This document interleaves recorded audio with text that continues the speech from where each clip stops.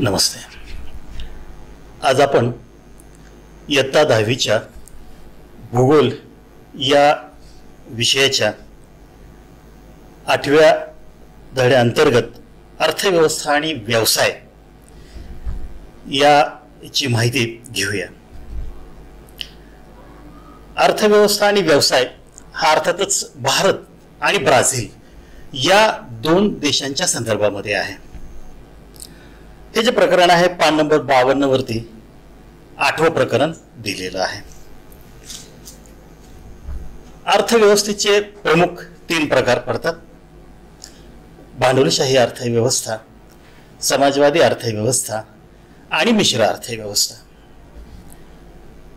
भारत आणि ब्राझील हे दोन्ही देश विकसनशील आहेत आणि या दोन्ही देशाची अर्थव्यवस्था जी आहे ते मिश्र आहे. प्रथम आपण पान नंबर 52 वरती एक आलेख दिलेला आहे आणि त्यावरती आधारित काही प्रश्न विचारलेले आहेत. आपण ते पाहूया. पहा बरं जमते का यामध्ये. हा जो आलेख दिलेला आहे स्थूल राष्ट्रीय उत्पन्न याचा आलेख आहे आणि या आलेखामध्ये ब्राझील, भारत आणि संयुक्त संस्थाने या 3 देशांची आपल्याला माहिती दिलेली आहे.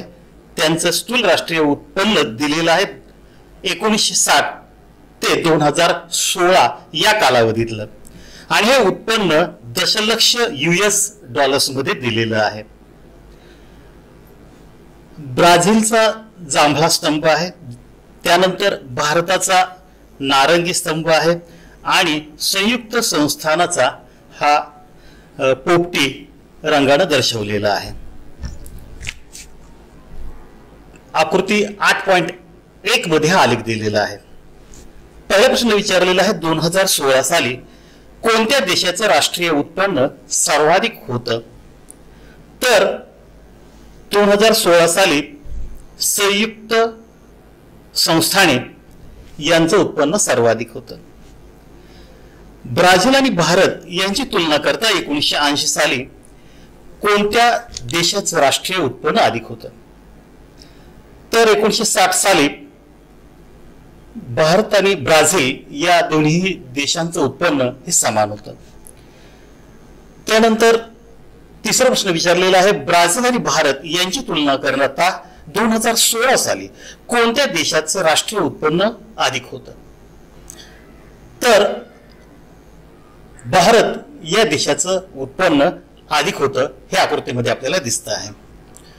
चौथा प्रश्न आहे 2016 साली भारत व ब्राझील या देशांमधील स्थूल राष्ट्रीय उत्पन्नातील फरक सांगा. तर तो फरक जो आहे आकृतीमध्ये दिलेला 30 ते 40 दशलक्ष US इतका आहे. त्यानंतर 5वा प्रश्न जो विचारलेला आहे साल 2016 मधील विकसित राष्ट्र व विकसनशील राष्ट्र यांच्या स्थूल उत्पन्नातील फरक सांगा. तर तो उत्पन्नातील फरक आहे 1600 दशलक्ष $. त्यानंतर ग्लोबी जो आहे तो करून पहा या अंतर्गत म्हणतोय की दिलेला तक्ता पहा आणि त्या आधारे भारत आणि ब्राझील या 2 देशांमध्ये जे दिलेले व्यवसाय आहेत हे खाजगी आहेत का सार्वजनिक आहेत हे आपल्याला सांगायचं आहे. पहिलं दिलेलं आहे बँकांचा व्यवसाय. बँकांचा व्यवसाय दोन्ही देशांमध्ये भारत आणि ब्राझील या दोन्ही देशांच्या मध्ये खाजगी आणि सार्वजनिक अशा दोन्ही विभागामध्ये आहे. त्यानंतर रेल्वे जे आहे भारतामध्ये सार्वजनिक आहे तर ब्राझीलमध्ये खाजगी आणि सार्वजनिक क्षेत्रामध्ये आहे.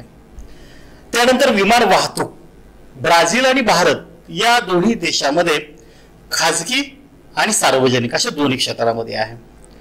त्यानंतर विद्युत निर्मिती भारतामध्ये आणि ब्राझीलमध्ये या दोन्ही देशांमध्ये मुख्यत्वे करून सार्वजनिकच आहे. लोह आणि पोलाद उद्योग दोन्ही देशांमध्ये दोन्ही क्षेत्रामध्ये हे आहे. त्यानंतरचं जे क्षेत्र आहे ते आहे आरोग्य. आरोग्य क्षेत्र दोन्ही देशामध्ये खाजगी आणि सार्वजनिक अशा स्वरूपामध्ये आहे. त्यानंतर शिक्षण हे सुद्धा ब्राझील आणि भारत या दोन्ही देशामध्ये सार्वजनिक आणि खाजगी आहे. आणि शेवटचं दूरसंचार भारत आणि ब्राझील या दोन्ही देशामध्ये खाजगी आणि सार्वजनिक या दोन्ही क्षेत्रामध्ये आहे.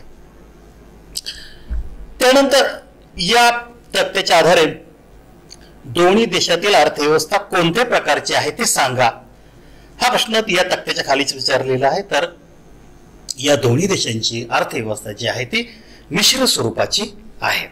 यानंतर पान नंबर 52 वरतीच ग्लोबी थोडं आठवूया. या अंतर्गत एक आपल्याला तक्ता दिलेला आहे. या तक्त्यामध्ये पहिलं क्रिया दिलेल्या आहेत आणि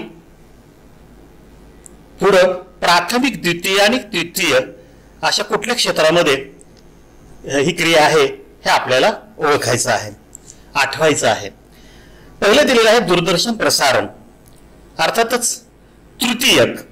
मधमाशा पालन हा प्राथमिक व्यवसाय आहे. त्यानंतरचा काथ्या आणि दोरी तयार करणं हे द्वितीय क्षेत्रामध्ये येतं. गूळ तयार करणं हे द्वितीय क्षेत्रामध्ये येतं. नांगराचा फाळ बनवणं हे सुद्धा द्वितीय क्षेत्र आहे. त्यानंतर घरांचं बांधकाम हे तृतीयक मध्ये येतं. लोह खनिज काढणे हे प्राथमिक मध्ये आहे. वाहन निर्मिती द्वितीयक मध्ये आहे. वाहतूक उत्पादन प्राथमिक व्यवसाय. अध्यापन तृतीयक व्यवसाय आहे. बस चालवणं हा सुद्धा तृतीयक आहे. निवासाची व जेवणाची सोय करणं हा सुद्धा तृतीयक आहे. त्यानंतर आकृती 8.2 मध्ये विभाजित वर्तुळ दिलेले आहेत 4. भारत ब्राझील यांच्यामध्ये स्थूल आंतरदेशीय उत्पादनात व्यवसाय निहाय योगदान 2016 आणि व्यवसाय कार्यरत असणाऱ्या लोकसंख्येची टक्केवारी 2016 अशा स्वरूपामध्ये हे विभाजित वर्तुळ दिलेली आहेत. याच्यावरती आपल्याला काही प्रश्न विचारलेले आहेत. पहिला प्रश्न विचारलेला आहे आकृती 8.2. पहिला प्रश्न आहे प्राथमिक व्यवसायामध्ये गुंतलेल्या लोकसंख्येची टक्केवारी कोणत्या देशामध्ये जास्त आहे. तर आकृती पाहिल्यानंतर आपल्याला लक्षात येईल भारत या देशाची टक्केवारी जास्त आहे. स्थूल आंतरदेशीय उत्पादनामध्ये कोणत्या देशात तृतीयक व्यवसायाचे योगदान अधिक आहे. तर ब्राझील या देशाचं योगदान हे अधिक आहे. स्थूल आंतरदेशीय उत्पादनात द्वितीयक व्यवसायांचा हिस्सा कोणत्या देशात जास्त आहे. आकृतीमध्ये अर्थातच ब्राझील या देशामध्ये द्वितीयक व्यवसायांचा हिस्सा अधिक दाखवलेला आहे. भारताप्रमाणे ब्राझील अर्थव्यवस्था शेतीवरती आधारित आहे असे म्हणता येईल का. तर ब्राझीलची अर्थव्यवस्था ही शेतीवरती आधारित नाही, कारण 71% लोक हे तृतीयक व्यवसायामध्ये आहेत आणि तृतीयक व्यवसायामधलं जे योगदान आहे ते 67% एवढं आहे. त्यानंतर 8.3 ही आकृती आपल्याला ग्लोबीने पाहायला सांगितलेली आहे आणि या आकृतीवरती काही प्रश्न विचारलेले आहेत. पहिला प्रश्न विचारलेला आहे ब्राझीलच्या कोणत्या भागामध्ये कॉफीचं उत्पादन प्रामुख्यानं घेतलं जातं. तर दक्षिण आणि आग्नेय ब्राझीलमध्ये कॉफीचं उत्पादन अधिक घेतलं जातं. त्यानंतर दुसरा प्रश्न विचारलेला आहे ब्राझीलमध्ये कोणकोणती अन्नधान्य पिकं घेतात. यामध्ये भात, मका, सोयाबीन ही अन्नधान्य पिकं ब्राझीलमध्ये प्रामुख्याने घेतली जातात. तिसरा प्रश्न विचारलेला आहे पिकांचे वितरण लक्षात घेता हवामानाचा अंदाज करा. पिकांचं उत्पादन पाहता ब्राझीलचं हवामान उष्ण आणि आर्द्र या स्वरूपाचं आहे. चौथा प्रश्न विचारलाय रबराचं उत्पादन कोठे केंद्रित झालेलं आहे. तर रबराचं उत्पादन अमेझॉनचं खोरं मध्य ब्राझील या ठिकाणी केंद्रित झालेलं आहे. त्यानंतर पुढे एक तक्ता दिलेला आहे. या तक्त्यामध्ये आपल्याला पीक प्रकार, पीक आणि उत्पादनाचे क्षेत्र हे कॉलम दिलेले आहेत. पीक प्रकारामध्ये अन्नधान्य पिकं ही ब्राझीलमध्ये कुठली घेतली जातात हे दुसऱ्या कॉलम मध्ये आपल्याला लिहायचं आहे. तर अन्नधान्य पिकं जी आहे ती भात, मका, सोयाबीन ही घेतली जातात. उत्पादनाचं क्षेत्र पाहिलं तर मध्य, पूर्व, किनारी प्रदेश आणि दक्षिण ब्राझील या ठिकाणी ही पिकं घेतली जातात. त्यानंतर नगदी पिकं. नगदी पिकामध्ये कॉफी, ऊस, कोको, रबर ही पिकं घेतली जातात. आणि उत्पादनाचं क्षेत्र जे आहे उत्तर, पूर्व, दक्षिण, आग्नेय ब्राझील या ठिकाणी ही घेतलं जातं. फळभाज्या या अंतर्गत केळी आणि संत्री ही पिकं ब्राझीलमध्ये घेतली जातात. आणि उत्पादनाचं जे क्षेत्र आहे ते आग्नेय, पूर्व, किनारा या ठिकाणी आपल्याला ही पिकं घेतलेली आढळतात. त्याच्यानंतर आकृती 8.3 च्या आधारे काही प्रश्नांची उत्तर आपल्याला लिहायची आहेत. यामध्ये ब्राझीलच्या कोणत्या भागात खाणकाम व्यवसाय विकसित झालेला नाही आणि त्याचं कारण आपल्याला विचारलेलं आहे. तर अमेझॉनच्या खोऱ्याच्या पश्चिमेला हा व्यवसाय विकसित झालेला नाही. याचं प्रामुख्यानं कारण ते म्हणजे अत्यंत दुर्गम अशा प्रकारचा हा प्रदेश आहे आणि त्यामुळं अमेझॉनच्या खोऱ्यामध्ये पश्चिमेला खाणकाम व्यवसाय हा विकसित झालेला नाही. खनिजांची उपलब्धता लक्षात घेता उद्योगांचा विकास कोणत्या प्रदेशामध्ये झाला असेल ते सांगा. तर ईशान्य, पूर्व ब्राझील, आग्नेय व दक्षिण ब्राझील या ठिकाणी उद्योगांचा विकास झालेला आपल्याला दिसून येतो. त्यानंतर 8.3 जी आकृती दिलेली आहे या आकृतीच्या आधारे आपल्याला काही प्रश्न विचारलेले आहेत आणि त्यांची उत्तरं आपल्याला द्यायची आहेत.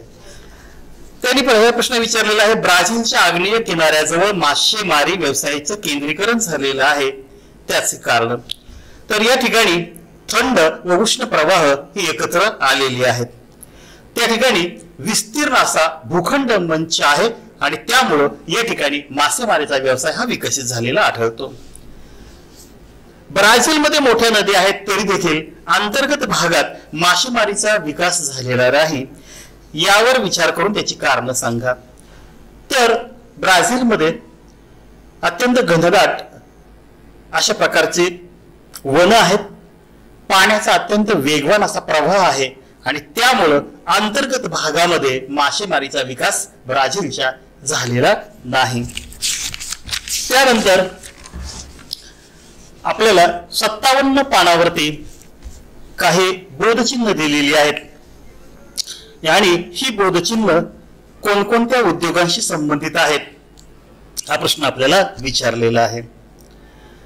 पहिलं जे बोधचिन्ह आहे ONGC हे नैसर्गिक वायू तेल शुद्धीकरण उद्योग याशी संबंधित आहे. दुसरं जे आहे राष्ट्रीय इस्पात निगम लिमिटेड हे बोधचिन्ह धातू निर्मितीशी संबंधित आहे. RA हे बोधचिन्ह दुग्ध उत्पादनाचं आहे.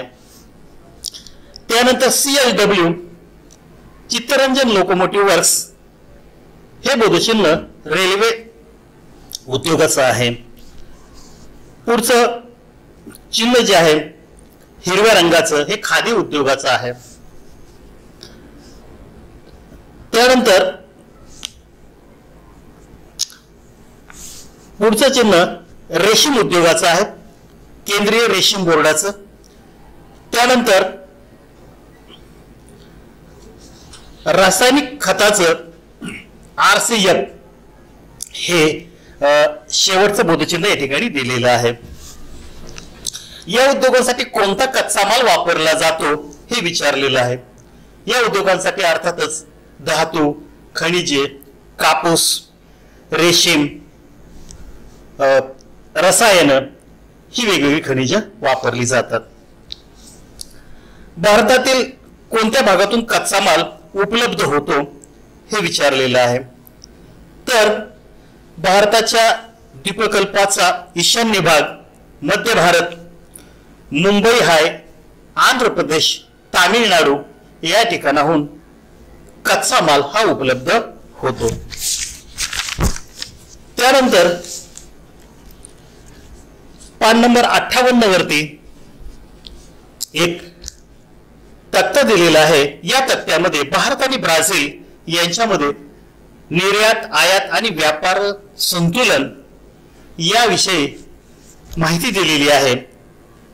हे जे अंक आहेत हे अंक US डॉलर्स मध्ये दिलेले आहेत। या तक्त्याचं निरीक्षण करून ग्लोबेने आपल्याला थोडा 8व्या अंतर्गत काही प्रश्न विचारलेले आहेत।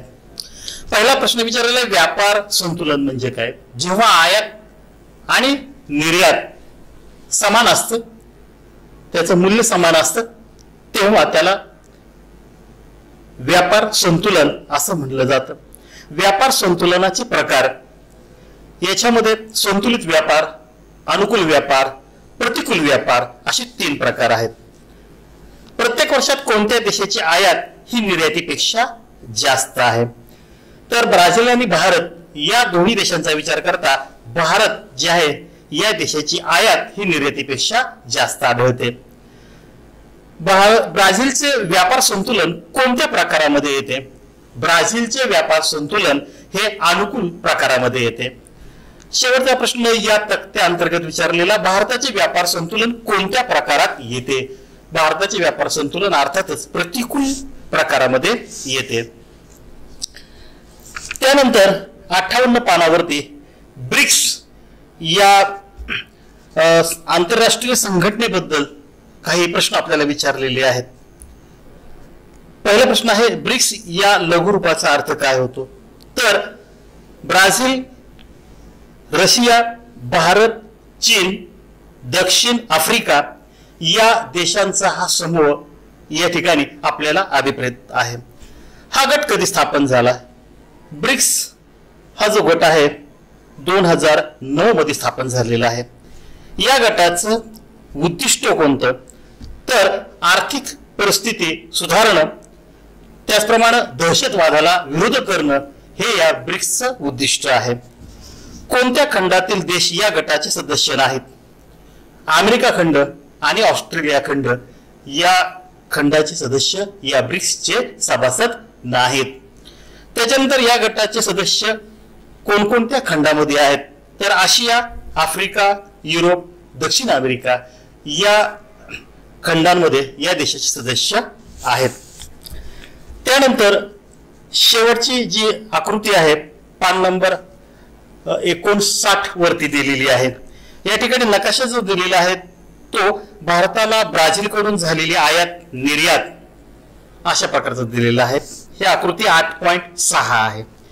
यावरती काही प्रश्न आपल्याला विचारलेले आहेत, त्या प्रश्नांची उत्तर आपण पाहूया। पहिला प्रश्न विचारलेला आहे, कोणत्या वर्षी भारतानं ब्राझील कडून आयात केलेले मूल्य ब्राझीलला निर्यात केलेल्या मूल्यापेक्षा अधिक होते? आपण जर आकृती पाहिली तर 2009 व 2012 या वर्षी भारतानं ब्राझील कडून आयात केलेले मूल्य हे ब्राझीलला निर्यात केलेल्या मूल्यापेक्षा अधिक होतं। त्यानंतर कोणत्या वर्षी भारताचे ब्राझीलशी झालेले व्यापार संतुलन सर्वात अनुकूल होतं? हे 2013 मध्ये घडलेलं होतं।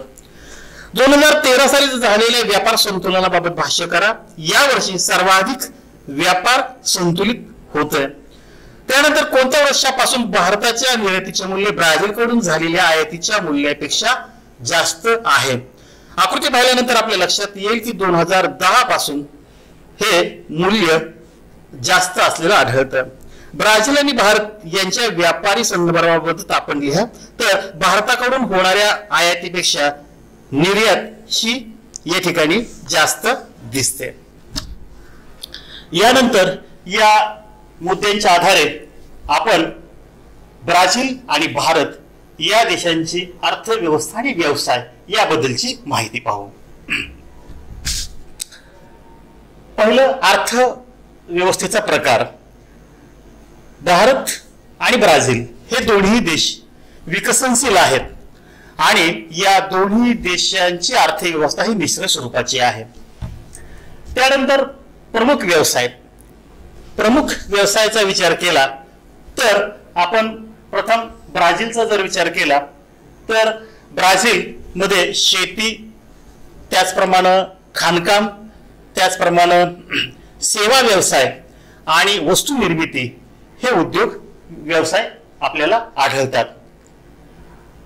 भारतामध्ये प्रमुख व्यवसाय जो आहे तो शेती आहे। शेती अंतर्गत अन्नधान्याची जर पिकं जर पाहिली तर ज्वारी, बाजरी, गहू, तांदूळ, मका ही अन्नधान्याची पिकं भारतामध्ये घेतली जातात. नगदी पिकांमध्ये ऊस, रबर, कापूस, ताग ही पिकं घेतली जातात. त्याचप्रमाणे भारतामध्ये मसाल्याचे पदार्थ, विविध प्रकारच्या पालेभाज्या, फळभाज्या भारतामध्ये घेतले जातात. ब्राझीलचा विचार करता जे प्रमुख पिकं आहेत, भात, सोयाबीन, मका ही प्रमुख पिकं प्रमुख पिकं आहेत, अन्नधान्य पिकं. नगदी पिकांचा विचार केला तर कॉफी, रबर, ऊस ही या ठिकाणची नगदी पिकं आहेत. आणि फळे जी आहेत ती केळी, संत्रे, अननस, लिंबू वर्गीय फळ आपल्याला ब्राझील मध्ये आढळतात. त्यानंतर खनिज. ब्राझील या देशामध्ये लोह खनिज, मँगनीज, बॉक्साइट, निकेल, तांबे हे प्रामुख्याने आढळतात. भारतामध्ये दगडी कोळसा, लोह खनिज, खनिज तेल, खडक हे आपल्याला वेगवेगळ्या प्रकारची खनिजे आढळतात. भारतामध्ये आपण लोह खनिज जर पाहिलं तर भारताच्या छोटा नागपूरचे पठार या ठिकाणी, तसेच महाराष्ट्राचे पूर्व प्रदेशामध्ये आपल्याला हे खनिजे आढळतात. तसंच छत्तीसगड या ठिकाणी सुद्धा आपल्याला खनिज आढळतात. खनिज तेलाचा विचार केला तर गुजरात, त्यानंतर आसाम येथील दिग्बोळी, तसंच महाराष्ट्रामध्ये मुंबई हाय या ठिकाणी आपल्याला ही खनिजे आढळतात, खनिज तेल आढळतं. त्यानंतर खडकाचा विचार केला तर भारतामध्ये राजस्थान या ठिकाणी संगमरवर हा खडक आढळतो, तर आंध्र प्रदेशमध्ये कडाप्पा आपल्याला आढळतो. त्याच्यानंतर मासेमारी. ब्राझील या देशामध्ये अंतर्गत मासेमारी ही अविकसित आहे. नद्यांमधली मासेमारी, गोड्या पाण्यामधली मासेमारी ही अविकसित आहे. कारण दुर्गम भाग जो आहे त्यामुळं आणि नद्यांचा वेगवान प्रवाह यामुळे या ठिकाणी मासेमारी जी आहे अंतर्गत गोड्या पाण्यातली ही अविकसित आहे. परंतु समुद्रातली मासेमारी या ठिकाणी विकसित झालेली आढळते. ब्राझीलच्या पूर्व किनारपट्टीवरती ही मासेमारी विकसित झालेली आहे. या ठिकाणी तरंग घर्षित मंच आहे, उष्ण आणि थंड प्रवाह या ठिकाणी एकत्र आलेले आहेत, त्यामुळं या ठिकाणी सागरी मासेमारी ही विकसित झालेली आढळते. भारताचा विचार केला तर अंतर्गत मासेमारी जी आहे गोड्या पाण्यातली ही 60% एकूण मासेमारीच्या उत्पादनापैकी 60% एवढी मासेमारी ही अंतर्गत म्हणजेच गोड्या पाण्यातली भारतामध्ये केली जाते. नद्यातल्या माशांच्या मध्ये रोहू, कटला, चोपडा हे मासे आपल्याला कडे आढळतात. तर ब्राझीलचा विचार केला तर त्या ठिकाणी सार्डिन, स्कोड, लॉबस्टर हे मासे आपल्याला त्या ठिकाणी आढळतात. पुढं चलनाचा विचार केला तर ब्राझीलमध्ये रियाल हे चलन प्रचलित आहे, तर भारतामध्ये रुपया. आंतरराष्ट्रीय बाजारपेठेमध्ये डॉलरची यांशी तुलना करता ब्राझीलचा जे रियाल आहे, एक रियाल हा 3 रियाल हे अमेरिकेच्या $1 बरोबरी करतात. तर अमेरिकेचा $1 म्हणजे भारतातले 64 रुपये असे त्याचं मूल्य आहे. अर्थातच हे मूल्य जे आहे ते वेळोवेळी बदलत असतं. त्याच्यानंतर आयात आपण पाहूया. ब्राझील हा देश आयातीमध्ये प्रामुख्यानं गहू, वाहने, त्याचप्रमाणे वंगण हे आयात करतो. काही द्वितीय क्षेत्रातली उत्पादनं जी आहेत ती आयात करतो. आणि निर्यातीचा विचार केला तर लोह खनिज, कॉफी, साखर, त्याचप्रमाणे संत्री केळी ही ती निर्यात करतो. भारताचा आपण विचार करूया. भारतामध्ये आयात जी आहे ती मौल्यवान खडे, त्याचप्रमाणे मोती, सोने, चांदी, तसंच काही द्वितीय क्षेत्रातली उत्पादनं ही भारतामध्ये आयात केली जातात. औषधं भारतामध्ये, काही यंत्रसामग्री ही सुद्धा आयात केली जाते. आणि निर्यातीचा विचार केला तर भारतामधून चहा, साखर, मसाल्याचे पदार्थ, रबर, ताग, आंबे ही काही उत्पादनं ही इतर देशांमध्ये निर्यात केली जातात. शेवटचा मुद्दा बघूया, तो म्हणजे प्रमुख व्यापारी भागीदार कोणते देश आहेत. ब्राझीलचा जे व्यवसाय चालतो तो कुठल्या देशाशी चालतो, तर ब्राझील जो आहे तो इटली, अर्जेंटिना, संयुक्त संस्थाने, भारत यांच्याशी याचा व्यापार चालतो. तर भारताचा जर विचार केला तर भारताचे भागीदारी जे देश आहेत यामध्ये जर्मनी, जपान, रशिया, संयुक्त संस्थाने, युनायटेड किंगडम आणि ब्राझील, चीन हे देश हे भारताशी भागीदारी करतात. या ठिकाणी हे प्रकरण संपलेलं आहे.